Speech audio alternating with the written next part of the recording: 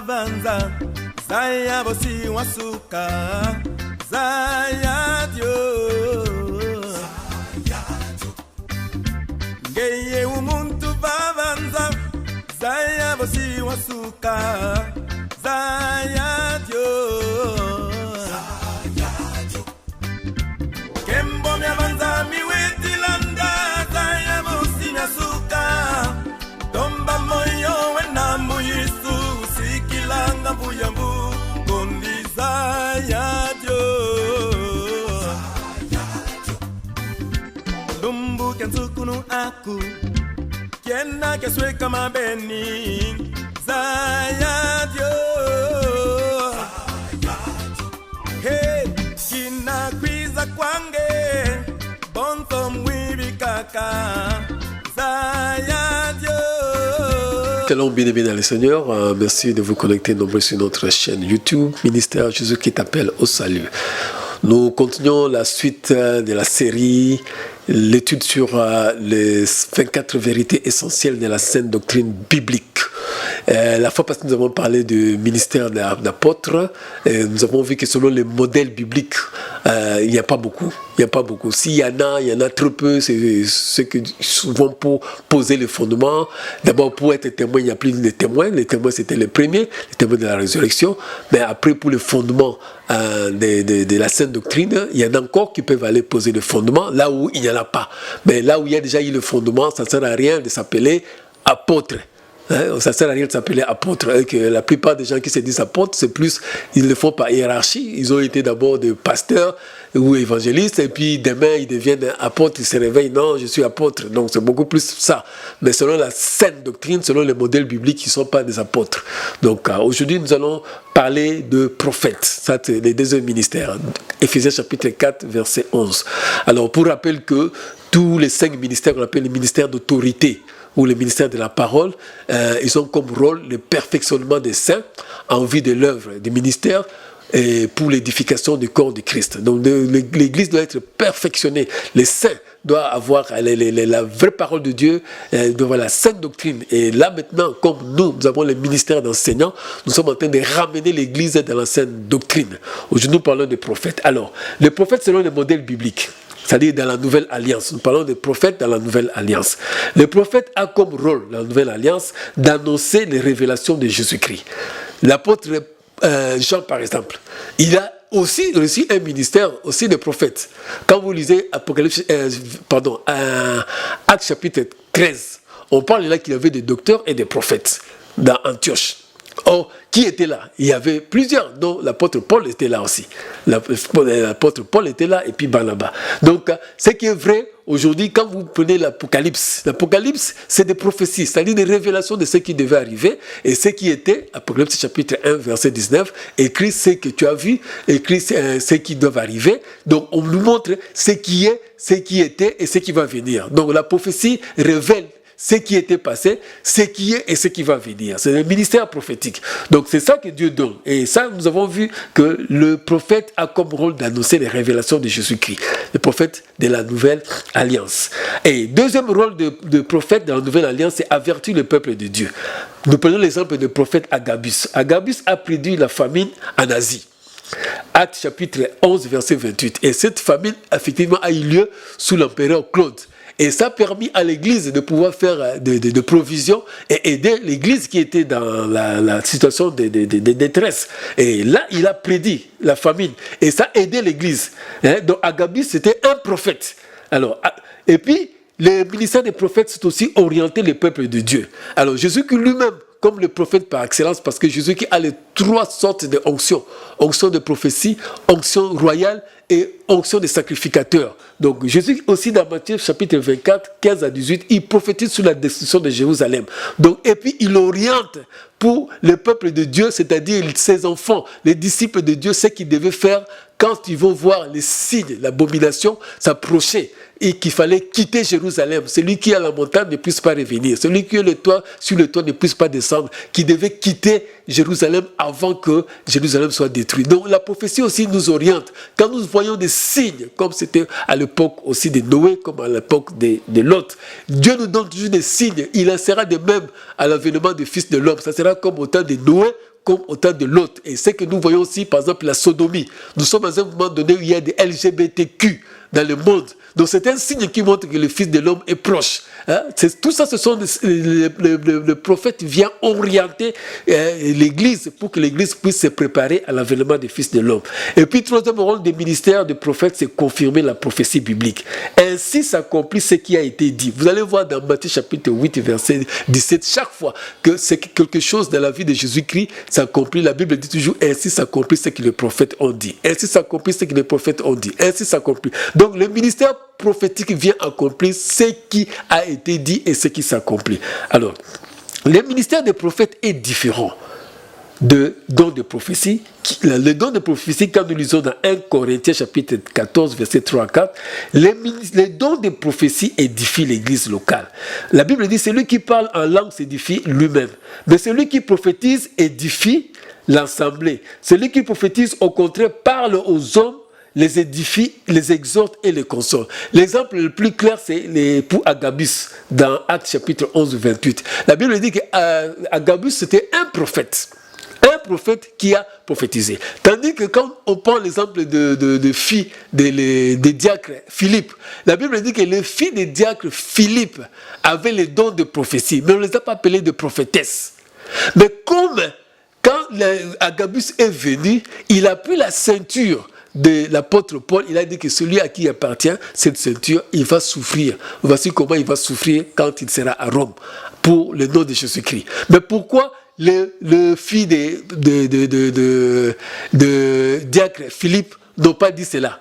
Donc parce que le ministère, lui, vient orienter, vient annoncer les révélations de Jésus-Christ, vient confirmer la prophétie biblique, parce que Dieu avait déjà dit à l'apôtre Paul qu'il souffrira pour sa cause, quand il a appelé sur la route de Damas. Maintenant, le prophète Agabus vient confirmer. Voilà la différence. Aujourd'hui, dans l'église qu'on a aujourd'hui, si nous avons des ministères de prophètes aujourd'hui dans l'église, ils devaient expliquer les événements prophétiques qui s'accomplissent à notre temps.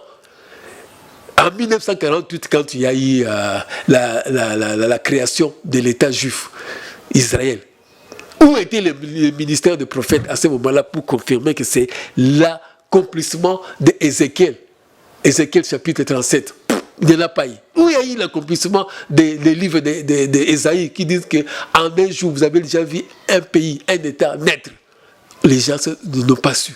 Et pourtant, en 1948, il y a des gens qui s'appelaient des prophètes. Mais pourquoi ils n'ont pas prophétisé que Israël, en 1948, c'était l'accomplissement? La même chose en 1967, avec la reprise de Jérusalem, la ville de Jérusalem. Donc, ça dit que les ministères de prophètes aujourd'hui dans l'église, les gens confondent avec la divination. Ce sont plus des devins qui viennent dans l'église dire non, celui qui est là-bas dans sa poche, il y a $100. Donc, c'est un menteur. Très souvent, ceux qui entrent dans l'église, le protocole demande le nom de telle personne, il te dit où tu habites, il te donne ton adresse, ton numéro de téléphone, et puis il te dit si tu as un problème. Alors quand celui qui s'est dit prophète est en train de prêcher, on lui envoie par tablette. Comme aujourd'hui, on a les réseaux sociaux, on a l'Internet, le nom de telle personne qui est entrée là. Alors celui-là, il veut commencer à prophétiser. Le Seigneur me montre qu'il y a quelqu'un qui s'appelle, par exemple, Julie. Son numéro de téléphone, c'est 082 15 20 26 65. Tout cela, il habite à telle place, il a un problème, sa grand-mère est malade. Donc, ce sont des devins, de faux prophètes. Mais le vrai ministère prophétique, comme je viens de dire, tu dois montrer où l'Église est en train de partir, où l'Église doit aller, où nous sommes, en quel temps nous sommes.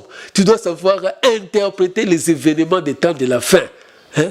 Par exemple, l'investiture de Trump, le deuxième mandat de Trump, il y a eu 4 leaders religieux qui ont prié pour Trump, c'est-à-dire un imam musulman, un rabbin juif, un prêtre catholique et un pasteur évangélique, c'est-à-dire de l'église protestante. Ils ont prié pour le président Trump. C'est un signe, si on avait des ministères prophétiques, vont nous montrer que c'est l'accomplissement de la religion unique qui va bientôt arriver. La religion unique. Et c'est cette religion-là que le faux prophète d'Apocalypse 13 va utiliser pour adorer, pour faire que le monde puisse adorer la bête de l'Apocalypse. Mais peu de gens ont compris. À Abu Dhabi, là-bas, nous avons aussi ce qu'on appelle la maison d'Abraham. qui vous savez, quand vous allez là-bas, il y a une synagogue, il y a une mosquée, il y a aussi une église qui a été construite à Abu Dhabi. Mais qui peut comprendre que ce sont des signes prophétiques des temps de la fin? Aucun ministre qui se dit ministre, prophète, ne peut interpréter cela. Mais tous ceux qui savent seulement que non, celui qui entre là, son nom c'est ceci, donc on lui a donné un nom par les protocoles pour venir tromper. Donc, les ministères prophétiques, aujourd'hui, on peut l'avoir. Il y en a, mais il y en a très peu selon le modèle biblique. Tout ce qu'on a, ce sont des devins. Ce sont des faux prophètes. Matthieu chapitre 24. Et ils ne savent même pas la différence entre Israël et l'Église. Aujourd'hui, beaucoup de gens veulent être des prophètes comme selon le modèle de l'ancienne alliance. Mais ils ne savent pas que nous sommes dans la nouvelle alliance. Comment un prophète, il peut y avoir la confusion entre les prophètes, par exemple Élie, et les prophètes de la nouvelle alliance. Ils se disent, non, je suis le prophète majeur. Prophète majeur. Mais dans la nouvelle alliance, il n'y a pas de prophète majeur. C'était dans l'ancienne alliance, il y avait des prophètes majeurs. Mais dans la nouvelle alliance, il n'y a pas de prophète majeur. Donc, vous voyez, déjà, ils ont des confusions. Ah non, moi je suis le prophète Branham, donc c'est le prophète majeur, c'est Élie des temps de la fin. Élie devait venir, pas à l'église en Israël. La preuve en est que quand Jean-Baptiste est venu, Jésus-Christ a dit que c'est lui Élie qui devait venir. Or, Jean-Baptiste est venu pour accomplir la première partie de Malachie. Et la deuxième partie, ça sera accompli par les deux témoins, toujours en Israël. Parce qu'Israël doit se repentir, Israël doit être rétabli. Et on a envoyé Élie pour venir rétablir les choses. Comme Israël ne s'est pas repenti, et il aura la repentance à la fin de 70e semaine de Daniel. Mais Élie ne vient pas pour l'Église, Élie vient pour Israël.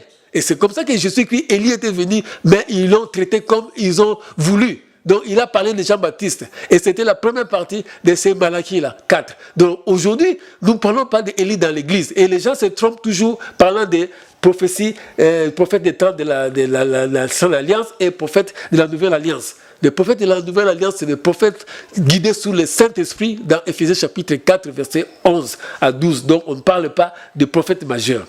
Un pasteur est celui qui nourrit, encadre, soigne, compatit et conduit sous la direction du Saint-Esprit les fidèles dans l'Église.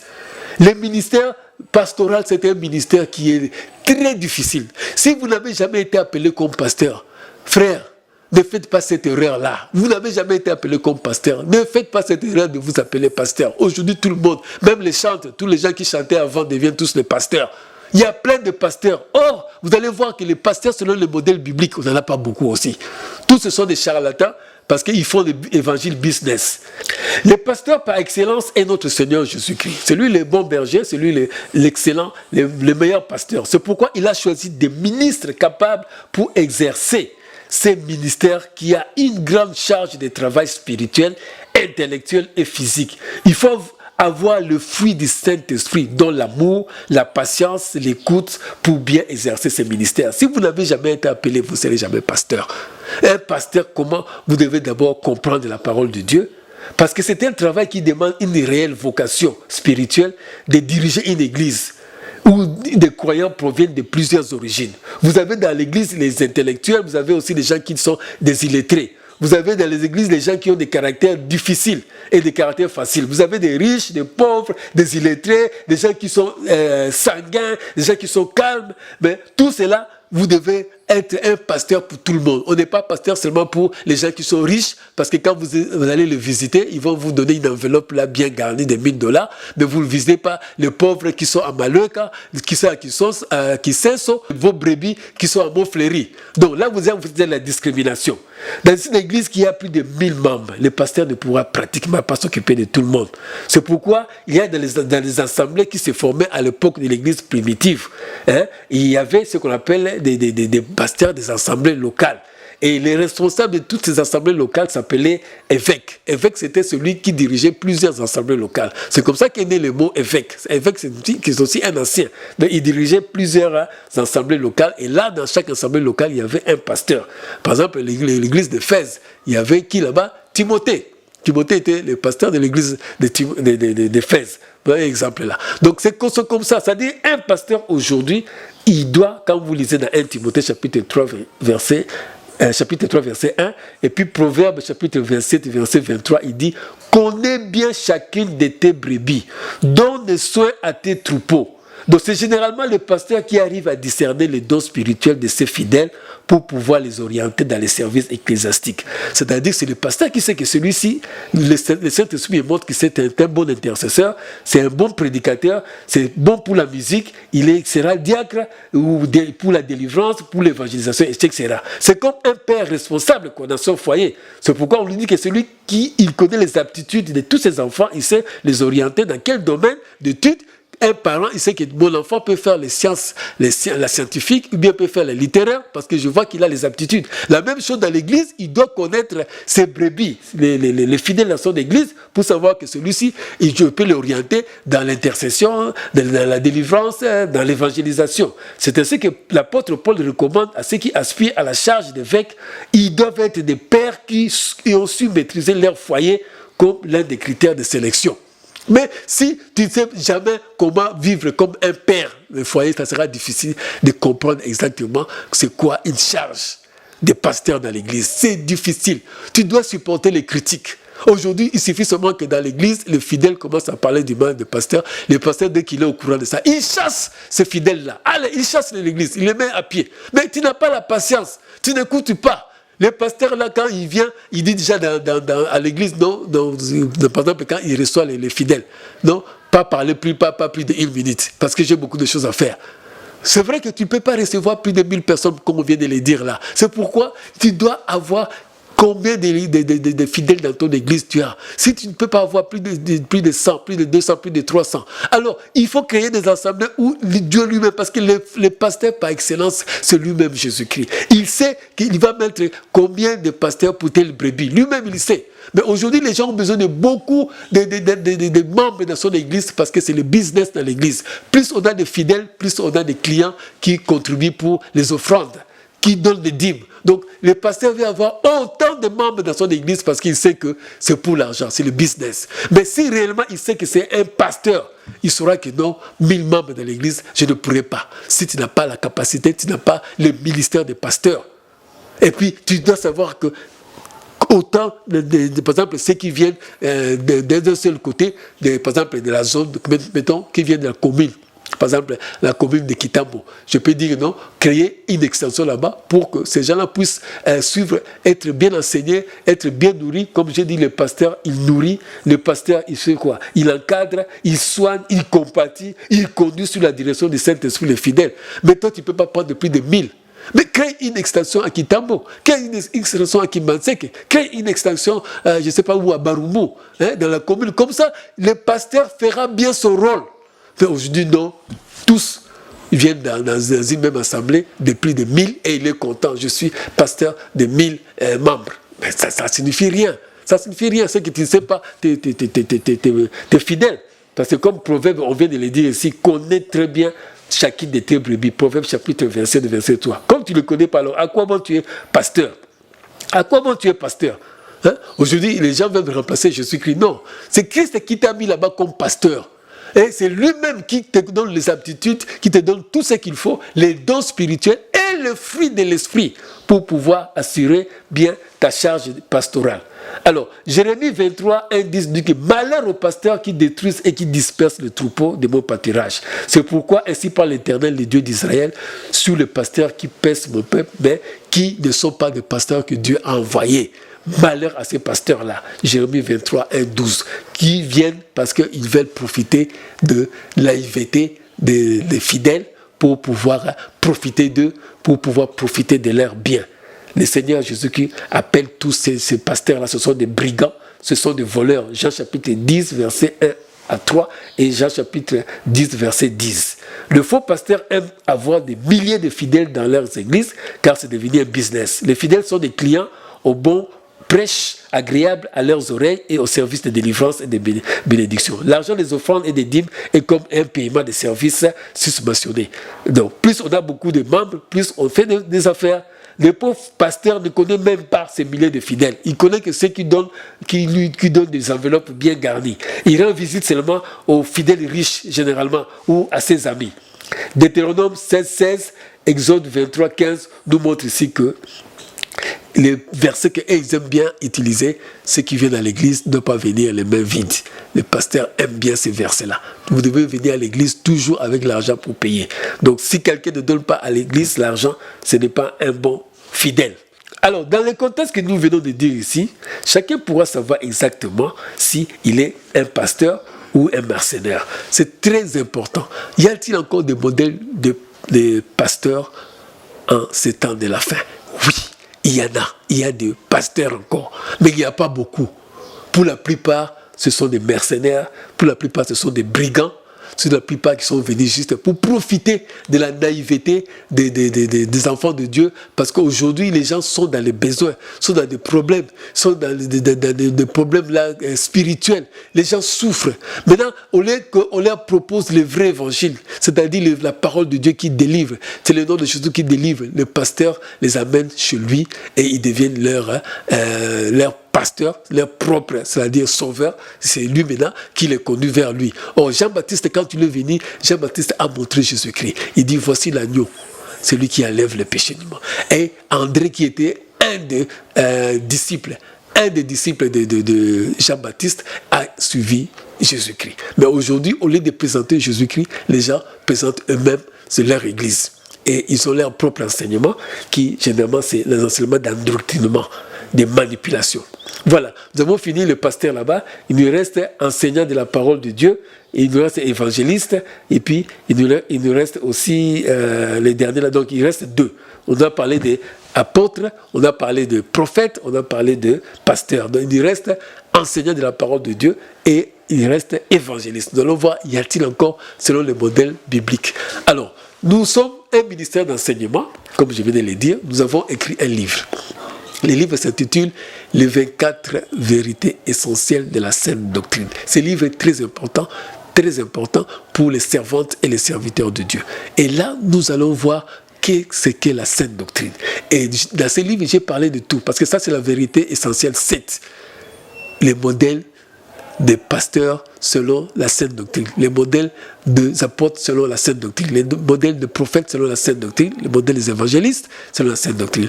Si vous n'avez pas, vous ne pouvez pas joindre là sur le point de vente, vous avez mon numéro, vous pouvez me contacter et ce livre est disponible pour les serviteurs de Dieu. Alors, restez branchés sur notre chaîne YouTube Ministère Jésus qui t'appelle au salut. Nous allons continuer avec les deux autres ministères qui restent pour savoir si réellement nous avons encore des évangélistes et nous avons encore des enseignants de la parole de Dieu selon la saine doctrine. Que Dieu vous bénisse.